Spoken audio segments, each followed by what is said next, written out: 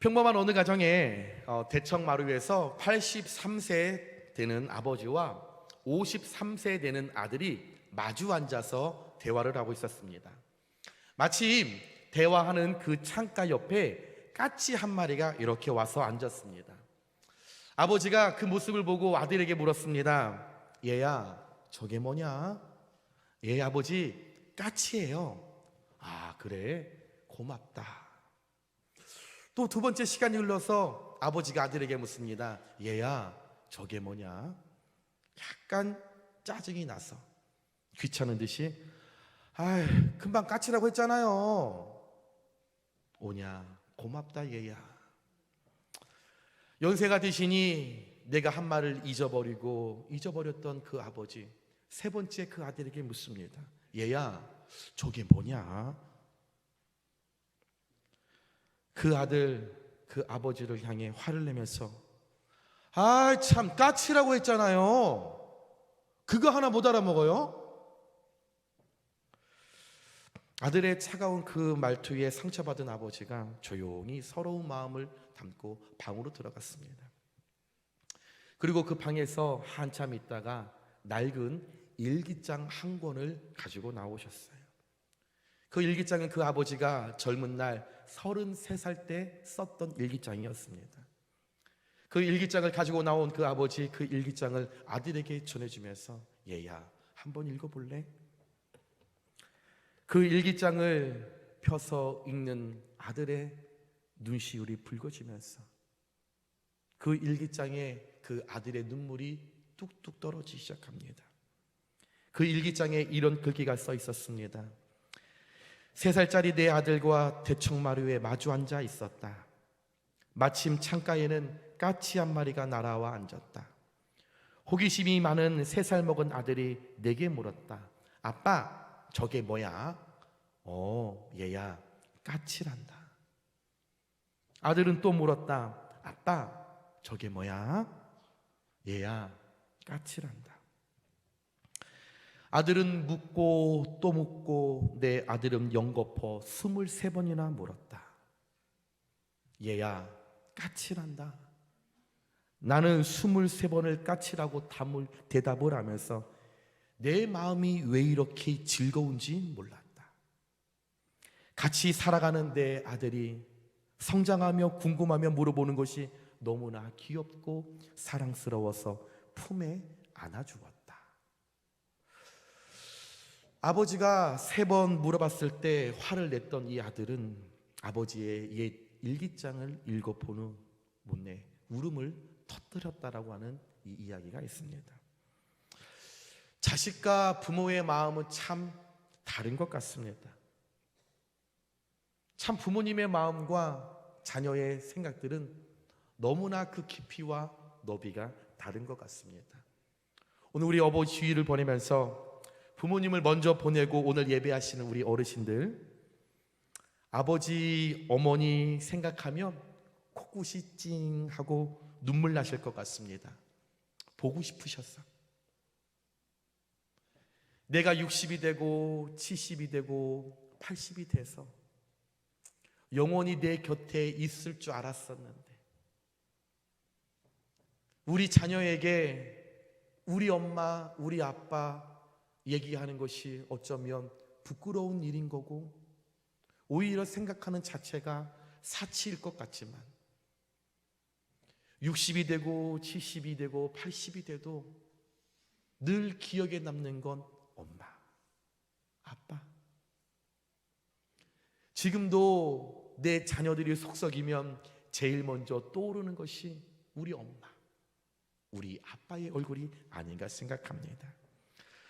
그 허한 마음에 우리 어르신들, 우리 하나님께서 위로해 주시길 소망하고 우리 하나님 격려해 주셔서 보고 싶은 그 마음 우리 하나님께서 하나님의 사랑으로 다시금 채워주시고 만져주시길 주님의 이름으로 축원합니다.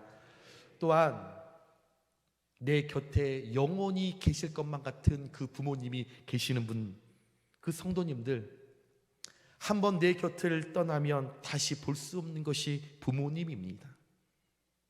부모님 내 옆에 내가 볼 수 있고 목소리 들을 수 있을 때, 살아계실 때 여러분 최선을 다하여 효도하셔서 먼 훗날 후회하지 않도록, 먼 훗날 부모님 내 곁을 떠나가실 때 그때 장례식장에서 울면서 엄마 잘못했어, 아빠 미안해, 여러분 후회하지 않도록. 분명 제 설교를 저희 아버님 들으시면 너나 잘해 하실 것 같습니다. 여러분 그때 후회하지 않도록 내게 베풀어 주신 우리 부모님의 그 사랑, 그 부모에게 효도하실 수 있는 사랑하는 용인교회 모든 성도님들 되시길 주님의 이름으로 축원합니다. 오늘 우리가 함께 읽은 말씀은 효도가 무엇인지 우리에게 가르쳐주고 있습니다. 1절 말씀에 주 안에서 순종하라 너희 부모에게 라고 말씀합니다. 부모에게 순종하는 것이 마땅한 일이지만 오늘 말씀에서 보니까 반드시 엔퀴리오 단서가 붙어 있습니다. 부모에게 순종할 때에 그냥 순종하는 것이 아니라 단서, 전제가 있다는 거죠. 엔퀴리오 주 안에서, 하나님의 안에서, 주 예수 안에서 부모에게 순종하라 하나님께서 말씀하셨습니다. 주 예수 안에서 너희 부모에게 순종하라고 하는 이 말씀은 내가 주님 안에 머물러 있다면, 네가 예수님을 만나서 새로운 피조물이 되었다면, 내 삶이 예수를 믿고 달라졌다면, 내가 예수님을 믿기 전과 지금 후의 삶이 정확하게 달라졌다면, 네가 예수님을 알고 살아간다면, 네가 예수님께 지배받고 성령님께 지배당하고 네가 하나님의 영역 안에 살아가고 있는 그리스도인이라고 한다면 엔퀴리오 주 안에서 너는 반드시 부모에게 순종하라 말씀하고 있다라는 거죠. 지켜도 되고 지켜도 되지 않는 것이 아니라 이건 하나님의 명령이라는 것입니다. 그리고 후반전에 너희가 주 안에서 부모에게 순종하는 것은 옳다, 옳으니라 라고 말씀하고 있습니다. 옳다라는 거 디카이오스입니다. 마땅하다라는 거죠. 당연한 일이라는 거죠. 너희가 부모에게 순종하는 거, 너희가 공경하는 거, 효도를 다 해야 하는 거, 그거 디카이오스 당연한 일이야, 마땅한 일이야. 너희가 부모에게 효도하고 부모를 잘 섬기고 잘해야 하는 것, 어떤 선행도 공로도 아니야, 지극히 마땅하고 당연한 일이야. 하나님께서 명령하고 있다는 겁니다. 우리가 부모님에게 효도하고 부모님을 잘 섬기고 최선을 다하고 맛있는 거 사드리고 예쁜 옷 사드리는 것 무슨 큰일이라 하는 것처럼, 굉장히 내가 선행을 베푸는 것처럼 여러분 효도를 그렇게 생각하는 것 잘못된 것이라는 겁니다. 여러분이 부모를 하나님의 사랑을 가지고 잘 봉양하는 것 대단한 것 아닙니다. 여러분이 좋은 음식 부모님을 대접하는 것 그거 자랑할 것 아니라는 거죠. 내 부모에게 최선을 다하는 것 무슨 선행이나 하는 것처럼 친구들에게 나 효자야, 나 효녀야 자랑할 일 아니라는 것입니다. 왜입니까? 말씀에 정확하게 마땅한 일이요 당연한 일이요 디카이오스 하나님께서 말씀하셨다라는 겁니다. 사랑하는 여러분, 부모가 주냐의 마음을, 부모가 자녀의 눈물을 빼낼 때, 여러분 자녀가 말을 잘 들으면 사랑하고 그 자녀가 말을 듣지 않으면 여러분 사랑하지 않으십니까? 물론 자녀가 부모의 속을 썩이면 가슴이 아프죠. 자녀 때문에 눈물 흘릴 때도 있죠. 자녀 때문에 괴로울 때도 있죠. 괴로워서 눈물 나서 그 자녀가 싫다고 그 자녀 버리십니까? 그 자녀에게 함부로 대하십니까? 그 자녀를 미워하십니까? 아니라는 것입니다. 부모가 자녀가 속삭일 때 마음 아프고 눈물 나는 것은 그 근본적인 것마저도 자녀를 사랑하기 때문에 마음이 아픈 거예요. 옆집 철수 엄마를 힘들게 합니다. 그거 보면서 아유 가슴이 아파 죽겠네 하시는 분 있을까요? 아무도 없죠. 철수가 철수 엄마 속을 썩여서 아유 내가 잠 못 자겠네 하시는 분 있을까요? 아무도 없죠. 왜요? 철수는 내 자식이 아니기 때문에, 나와 관계가 없기 때문에, 내가 사랑하지 않기 때문에 철수가 철수 엄마 속을 썩여도 나는 속상하지 않아요. 나는 괴롭지 않아요. 나는 밉지 않아요. 왜요? 내가 사랑하지 않으니까. 즉 부모는 자식을 아무런 조건 없이 사랑하는 겁니다. 속썩여도 내 자식이고, 내 눈에서 눈물 빼도 내 자식이고, 내 마음을 석탄배탄 만들어도 내 자식이니까 그냥 사랑하는 거죠.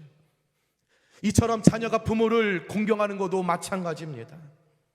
만약에 여러분의 부모님이 내게 도움이 되면 공경하고, 부모가 더 이상 내게 도움이 되지 않는다면 순종할 필요도 없고 공경할 필요도 없으신 겁니까? 만약에 돈이 많아서, 이 다음에 내게 물려줄 재산이 많아서 능력과 명예가 있는 부모라면 내가 순종하고 공경하고, 우리 부모는 이 세상에서 힘없고 능력 없고 물려줄 재산 없다면 여러분 공경 안 하고 순종 안 하시겠습니까? 성경에는 만약이라고 하는 if가 없습니다. 만약이라고 하는 조건문이 없다라는 거죠. 만약에 부모가 잘 살면 순종해라. 만약에 부모가 능력 있으면 순종해라. 만약에 부모가 세상 명예를 가지고 있으면 공경해라. if, 만약이라는 조건문이 하나도 없다라는 것입니다. 자식이 부모에게 순종하고 공경하는 것은 너무나 당연하다, 디카이오스, 옳다, 하나님은 말씀하십니다. 이유를 묻지 말고 조건을 따지지 말고 그냥 순종하고 공경하라는 거죠. 부모가 자식을 사랑하듯이 자식이 부모에게 순종하고 공경하는 일은 어떤 특별한 조건이나 어떤 이유가 있어서가 아니라 그냥 당연히 옳은 일이기 때문에, 마땅한 일이기 때문에 부모를 잘 섬기고 순종하고 공경하라고 하나님은 말씀하고 있다는 겁니다. 여러분 자녀들이 아프면 어떡하십니까? 여러분 잠자지 않고 옆에서 얼음물에 수건 짜서 머리 위에 얹는 것이 부모의 마음이에요. 여러분의 부모님이 저와 여러분을 그렇게 키우셨어요. 내 자식 아프면 잠 못 자고 그렇게 하면서 부모님이 아프다고 전화하면 엄마 그러니까 내가 병원 가라고 했잖아. 제가 그래요. 어느 날 전화가 오십니다. 잘 지내? 밥은 잘 먹고 다녀? 누구 힘들게 하는 사람은 없어? 그러면 아들, 딸 목소리 듣고 싶어서 전화하신 그 부모님, 그 1, 2분, 3분, 5분 그 시간 아까워서 아우 엄마 나 바쁜 거 몰라? 아우 엄마 끊어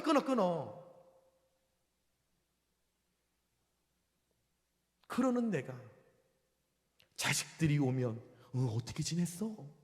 오늘 하루 어떻게 보냈어? 궁금해서 물어보면 몰라도 돼. 본인도 자식의 그런 소리 들으면 속상하면서 마음 아프면서. 그런데 언제 후회하십니까? 부모님 내 곁을 떠났을 때, 힘든 날, 자녀가 석석이는 날, 곁에 계시지 않는 엄마 얼굴이 떠오르면서 그때 후회하죠. 내가 왜 그렇게 말했을까? 내가 왜 그렇게 모진 말을 우리 엄마한테 했을까? 이럴 줄 알았으면 더 잘할걸. 따르르릉. 아빠, 아니 오늘 눈이 와. 운전 조심해. 아빠, 내가 40이 넘었다니까요. 아빠 바빠 죽겠는데 나 지금 신방 가야 되는데 바빠요. 끊어요. 그냥 눈 오니까 차 조심해. 네 하면 되는 거야. 아우, 엄마는 나 먹고 사는 거 바쁜 거 몰라? 잘 지내? 네 하면 되는 거야. 여러분, 우리가 부모에게 순종하고 잘 섬기는 것은 어떤 이유가 있는 것이 아니라 당연하고 마땅하다라는 것입니다. 그럼 자녀들이 우리 부모에게 어떻게 행동하고 어떻게 섬기는 것이 순종하고 공경하는 것일까? 정답은 1, 2절에 다 나왔습니다. 자녀들아, 주 안에서 너희 부모에게 순종하라. 이것이 옳으니라. 내 아버지와 어머니를 공경하라. 이것은 약속이 있는 저 계명이니 말씀하고 있습니다. 따라해 볼까요? 부모에게 순종하고 공경하는 것, 이것이 우리가 당연히 이 땅에서 해야 할 일이라고 하나님은 말씀하고 있습니다. 첫 번째입니다. 순종입니다. 오늘 말씀에서 말씀하고 있는 이 순종이라는 것은 휘파쿠오입니다. 아래에서 듣는다, 귀를 기울여 듣는다. 아랫사람이 아래에서 나보다 위에 있는 상급자의 이야기를 듣는 거예요. 아랫사람이 상급자를 아래다 놓고 깔보면서 비난하면서 조롱하면서 듣는 것이 아니라 하급자가 상급자의 이야기를 아래에서 겸손하게 듣는다는 거죠. 귀를 기울여 듣는다라는 것입니다.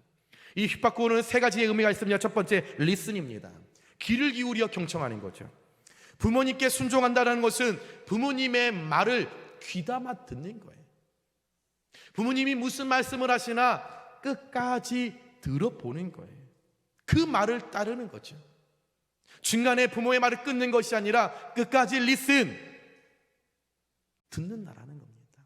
두 번째로 어덴트, 마음을 쓰며 부모의 마음을 돌보고 헤아리는 것을 말하는 거죠. 우리 부모님이 뭐가 필요하신가? 요즘 우리 어머니가 어떤 마음이신가? 그 마음을 살피는 거예요. 알려고 노력하는 거죠. 우리 자녀들이 뭐가 필요한가 궁금한 것처럼, 내가 우리 자식에게 무엇을 내가 해줄까 궁금해하는 것처럼, 우리 요한이 무생채 좋아하는데 무생채 좀 내가 담궈서 갖다 줄까? 그 마음, 자식을 헤아리는 것처럼, 우리 엄마, 우리 아빠 닭도리탕 좋아하시는데 내가 이것 좀 사서 보내드릴까? 어덴트, 마음을 헤아리는 것. 세 번째, 어베이입니다. 부모의 명령을 따르는 것, 복종을 의미하는 거죠. 하나님께서 우리에게 휘파쿠오 이 세 가지의 의미를 담아서, 다시 말해 부모에게 순종한다라는 말은 부모의 말을 겸손하게 낮은 자세로 듣는 것을 의미합니다. 보통 자녀들이 어렸을 때는 부모의 말을 잘 듣는 편입니다. 파란불이 켜지면 그때 건너야 돼. 네. 파란불이 켜지면 아이들이 손을 들고 탁탁탁탁 걸어가죠. 빨간불일 때는 서야 돼. 네. 서죠. 친구들과 사이좋게 지내야 돼. 네. 어렸을 때는 말을 잘 듣습니다. 그런데 자녀가 성장하고 청소년이 되고 성인이 되고 머리가 커지면 부모의 말을 끝까지 잘 안 들을 때가 너무나 많다라는 거죠. 중간에 대화를 하다가 부모님의 말에 짜증이 내면 됐어 그만해 말을 잘라버리기도 하고, 엄마랑은 대화를 하면은 속이 터져서 내가 대화를 하고 싶지 않아. 문을 쾅 닫고 들어가 버리기도 하고, 또 겉으로는 아빠가 무서우니까 듣는 척은 하는 거예요. 예 하지만 속으로는 이거 빨리 아빠 이야기 듣고 빨리 여자친구랑 놀러 가야 되는데, 딴 생각을 하고 있다라는 거죠.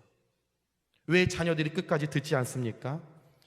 내가 머리가 크면서 부모의 생각보다 내 생각이 더 옳다라고 생각되기 때문입니다. 물론 부모님도 불완전한 인격이기에 실수할 수도 있죠. 틀린 생각을 내게 강요할 때도 있다라는 것입니다. 그러나 자식은 부모의 이야기를 끝까지 들어보는 거예요. 여러분도 성장하면서 부모님과 대립이 있을 때 이런 말 해보시지 않았어요? 그러니까 내 이야기는 끝까지 들어봐. 왜 엄마는 아빠는 왜 엄마 아빠 얘기만 해? 내 이야기도 끝까지 들어보라고. 우리 모든 성도님들 자녀를 키우면서 자주 하셨던 이야기 그거지 않습니까? 말해봐. 엄마가 한번 끝까지 들어볼게. 끝까지 들으셨습니까? 이 새끼가 그냥 쓸데없는 소리가 완전 내. 들어보겠다고 하고 끝까지 못 듣는 거죠. 여러분, 틀릴 수 있습니다. 맞지 않을 수가 있습니다. 그러나 부모는 자식을 사랑하기에 어떤 부모가 자녀가 안 되라고 얘기하겠습니까? 어떤 부모가 자녀 망하라고 얘기하겠습니까?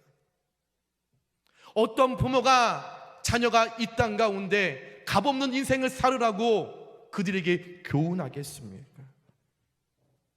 하나님께서 내게 베풀어 주신 부모라면 끝까지 들어야 하는 거죠. 들어야 마음을 쓰며 돌보고 헤아릴 수 있게 되는 것이고, 부모님의 이야기를 끝까지 들어봐야 복종을 할 수 있다라는 겁니다. 사랑하는 여러분, 옛말에 부모님 말씀을 잘 들으면 자다가도 떡이 나온다라는 말이 있습니다. 지금은 내가 다 옳은 것 같고 부모님의 이야기보다 내 주변에 있는 친구들의 이야기가 다 맞는 것 같지만, 시간이 지나서 부모님이 내 곁을 떠나 곁에 계시지 않을 때, 그때 부모님이 옳다라는 것을 깨닫는다면 그때는 너무 늦었다라는 겁니다. 그때 가슴을 치며 가슴을 미어치며 후회하겠죠. 지나고 보니 맞아, 우리 엄마가 했던 말이 맞았었는데, 우리 아빠가 가지고 있었던 지혜가 맞았었는데, 후회를 하게 되는 거죠. 여러분, 우리 이 세상을 살아갈 때 그런 후회를 내가 하지 않도록 휘파크오 부모님의 말씀에 늘 순종하실 수 있는 저와 여러분들 되시길 주님의 이름으로 축원합니다. 두 번째 공경입니다. 오늘 성경에서 말하는 이 공경은 헬라어로 티마오입니다. 가치를 인정하다, 존귀하게 여기다, 소중하게 여기다라는 뜻을 갖고 있고, 히브리어로 카베드입니다. 무겁게 대하다, 무게를 든다라는 뜻이죠. 무슨 말이냐고 하면 부모님을 무겁게 내 삶의 중심에 뿌리를 둔다라는 거죠. 부모님을 존귀하게 여기는 거죠. 자식들을 존귀하게 막 이렇게 여기면서, 왜 부모님은 이렇게 존귀하게 여기지 않습니까? 요즘 젊은 엄마들 자식하면 막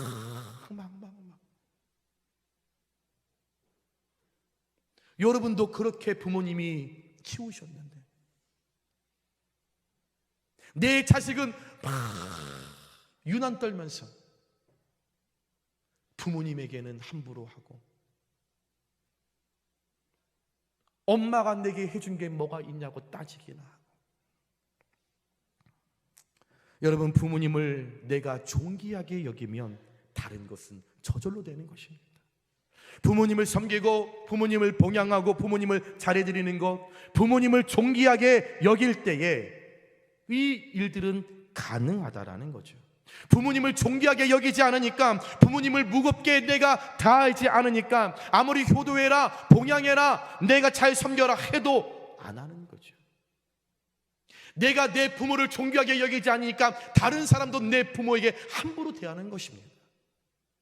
내가 내 부모를 소중하게 여기고 내가 내 부모를 효도하고 내가 잘 섬기면 다른 사람도 저 어르신들은 잘 섬겨야겠구나, 그 가치를 인정하고 무겁게 그들도 내 부모에게 잘할 수밖에 없다라는 거죠.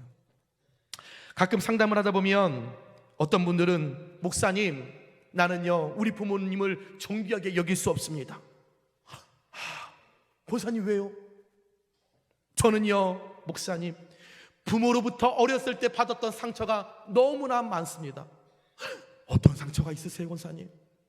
목사님, 저는요 위로 오빠가 6이나 있어요. 그래서 저는 엄마가 어렸을 때부터 학교도 안 보내고 맨날 밥하고 청소하고 오빠들 뒤치다꺼리 했어요. 저는 부모님으로부터 너무 많은 상처를 받았기 때문에 나는 우리 부모님을 존귀하게 여길 수 없습니다. 그럴 수 있겠죠. 제가 묻죠. 권사님, 80이 넘으셨는데 언제까지 그 상처 갖고 계실 거예요? 권사님, 누구만 손해죠? 어떤 집사님이 찾아와서 얘기합니다. 목사님, 저는 저희 부모님을 존귀하게 소중하게 여길 수 없습니다. 왜요 집사님? 저희 아빠가 돌아가실 때 오빠한테는 땅을 100평을 줬고 제 남동생한테 50평을 줬는데 저는 한 평도 주지 않고 갔습니다.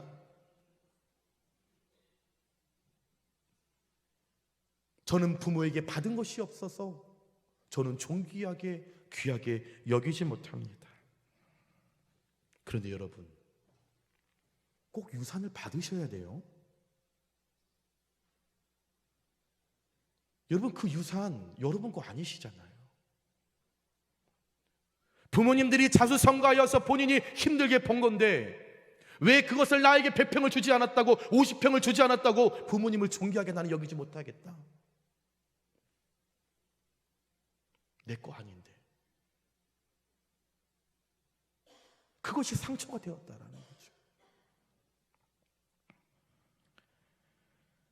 제가 우스갯소리로 청소년 시절을 보낼 때 저희 어머니께 참 삼성의 이땡땡 그 아들은 참 좋겠다. 이렇게 부잣집에 태어나서 뭐가 모자랄까? 너무 부럽다. 저희 어머니 마음 아프라고 했던 얘기인데 저희 어머니 참지 않으시고 이야 박찬호 엄마는 참 좋겠다. 저렇게 돈 잘 버는 아들이 있어서. 사랑하는 여러분, 예수님을 믿는 저와 여러분은 세상 사람들과 달라야 하지 않을까요? 예수 믿는 우리들은 부모님을 존귀하게 여기는 것이 어떤 이유가 있어서가 아니라 어떤 조건이 있어서가 아니라 특별하게 내게 더 많은 땅을 줘서 존경하는 것이 아니라 더 크게 내게 어떤 재산을 유산을 많이 물려줄 거기 때문에 존귀하게 여기는 것이 아니라 부모님이라는 그 이유 하나만으로 우리는 부모님을 존귀하게 여겨야 할 줄 믿습니다. 그것이 하나님의 계명입니다. 그것이 하나님의 명령입니다. 지켜도 되고 지키지 않아도 되는 것 아니라 반드시 지켜야 하는 것입니다. 나를 낳으시고 나를 키워주신 그 한 가지만, 그 한 가지 사건으로만으로도 여러분 우리는 마땅히 부모님을 공경해야 할 충분한 이유가 있다라는 거죠.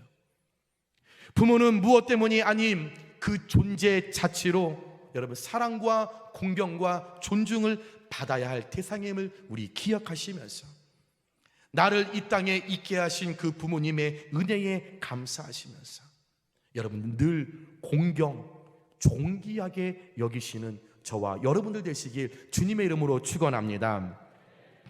서울여자대학교에서 사랑의 엽서 공모전이 있었었는데 그때 한 여학생이 대상을 받은 글이 있었습니다. 평소에는 엄마의 그 사랑과 엄마의 마음을 전혀 몰랐다가 그 엄마가 위암에 걸렸다라는 소식을 들었을 때 이 딸이 적었던 시입니다. 제목은 어머니입니다. 나에게 티끌 하나 주지 않은 거린들이 내게 손을 내밀 때면 불쌍하다고 생각했습니다. 그러나 나에게 전부를 준 어머니가 불쌍하다고 생각해 본 적은 없습니다. 나한테 밥 한 번 사준 친구들과 선배들은 고마웠습니다. 답례하고 싶어서 불러냅니다.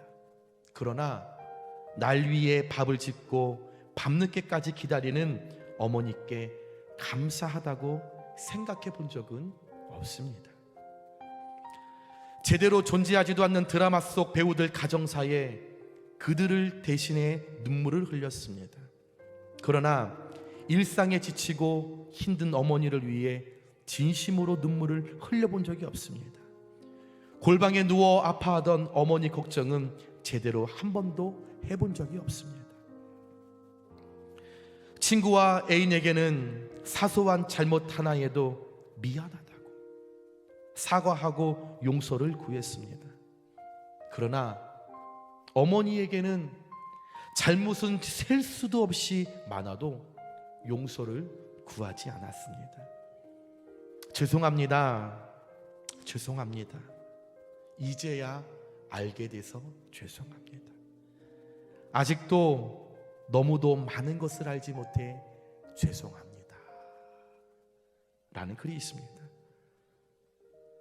어머니는 저도 그 사랑을 감사하다고 느끼지 못했었는데 이제 엄마가 시한부 인생을 살아갔다라는 소식을 들었을 때 그제서야 어머니께 죄송한 마음을 갖게 되었다라는 거죠. 말씀을 정리합니다. 사랑하는 용익교회 성도 여러분, 한 부모가 10 아들을 기를 수 있지만 10 아들이 한 부모를 모시기는 어렵다라는 말이 있습니다. 나무는 조용히 섰고자 해도 바람이 그치지 아니하고 아들은 부모를 봉양하고자 해도 부모가 기다리지 않는다라는 말이 있습니다. 부모님 살아계신 분들 언제나 늘 끝까지 내 곁에 계실 것 같지만 그렇지 않습니다. 우리 오늘 예배하시는 어르신들 가운데 많은 분들은 고아시잖아요. 아버지 어머니가 천국에 가서 이제 내가 70이 되고 80이 되고 90이 되는 이 상황 가운데 나도 고백되어지는 것이 우리 엄마와 우리 아빠가 영원히 계실 줄 알았었는데 어느 순간 떠나셨잖아요. 사랑하는 여러분, 우리 젊은 부모님들, 내 곁에 계신 부모님 영원히 나와 함께 있다라고 생각하지 마시기 바랍니다. 효도는 하나님의 명령입니다. 구체적으로 부모에게 순종하는 것이고 부모에게 공경하는 것임을 기억하시기 바랍니다.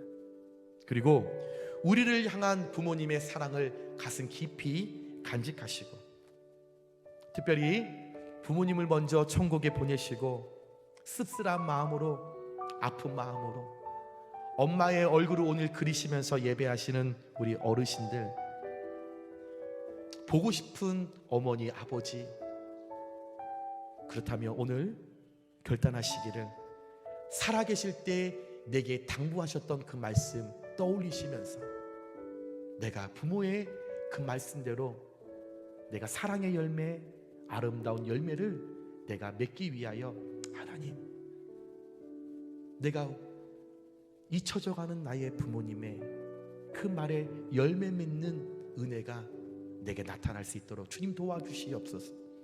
우리 어르신들 그렇게 기도하시고 또 현재 부모님이 살아계시는 성도님들은 부모님 살아계실 때 하나님을 섬기듯 효도를 다 하셨어요. 그래서 그날에 후회하지 않도록 나 불효자였다라고 고백하지 않도록 마지막 이별하는 그날 육신의 헤어짐은 너무나 서글프지만 하나님, 나 그래도 하나님 말씀에 순종해서 최선을 다하겠습니다. 하나님, 후회는 있겠지만 후회하지 않겠습니다. 말씀에 순종해서 순종하고 공경했습니다. 하나님, 아름다운 이별이 내게 남을 수 있도록 축복하여 주시옵소서. 이런 그런 고백이 우리 오늘 어버이 주일을 보내면서 저와 여러분들께 그런 결단과 그런 결심이 있기를 주님의 이름으로 축복합니다.